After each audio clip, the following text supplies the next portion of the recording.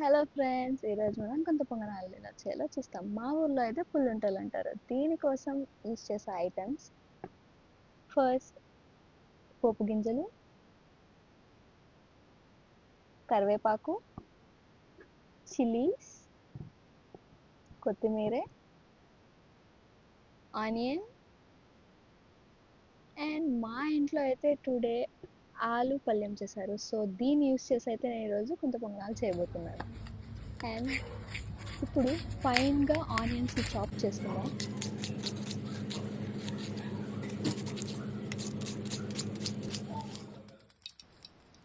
ప్యాన్లో ఆయిల్ వేసి దాంతో ఆవాలు, పోపు గింజలు, ఇది ఆప్షనల్, మీకు కావాలంటే వేసుకోవచ్చు, కానీ వేస్తే మాత్రం చాలా బాగుంటుంది. ఆవాలు చిట్లిన తర్వాత పసుపు, కరివేపాకు and chillies, finely chop chillies and onion chop అంతా వేసుకొని ఫ్రై చేసుకోండి.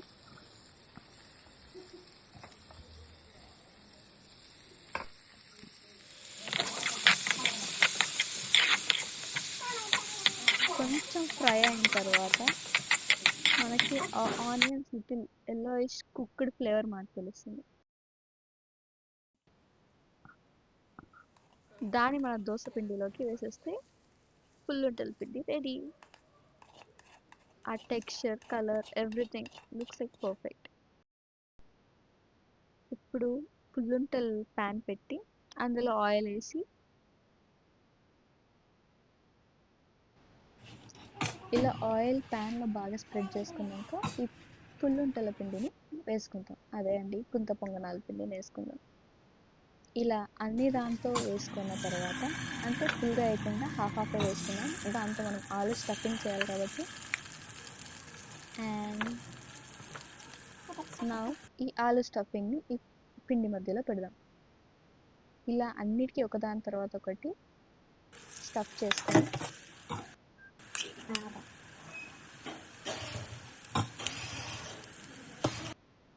ఇదిగో అన్నిటికీ స్టఫ్ చేసుకునేసాం. ఇలా ఒకదాని తర్వాత ఒకటి అన్నిటికీ స్టఫ్ చేసుకున్న తర్వాత ఆ ఆలు పైన ఇంకొక లేయర్ ఆఫ్ కోటింగ్తో పిండిని కవర్ చేద్దాం. అప్పుడు మధ్యలో ఆలు సాఫ్ట్నెస్ అండ్ ఆలు టేస్ట్ అండ్ పైన క్రిస్పీగా మనకు కావాల్సినట్టుగా రుచికరంగా వస్తుంది. అండ్ అడ్జస్ట్ చేస్తున్నాం కొంచెం షేప్ వచ్చేదానికి. అండ్ ఇలా మీడియం ఫ్లేమ్లో లిడ్ని కవర్ చేసి కొంచెం ఫ్రై చేయడంతో ఇదిగో మనకి ఇలా ఆ లేయర్ అనేది క్రిస్ప్ అవుతుంది. ఇలా పైన సాఫ్ట్గా ఉన్నప్పుడే మనం ఈ పుల్లుంటలని తిప్పించుకునేద్దాం.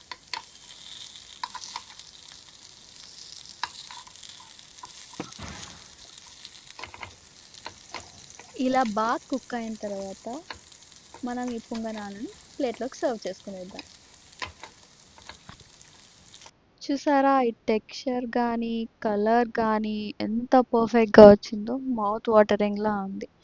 పైన క్రిస్పీగా, లోపల సాఫ్ట్గా మన గుంత పొంగనాలు రెడీ.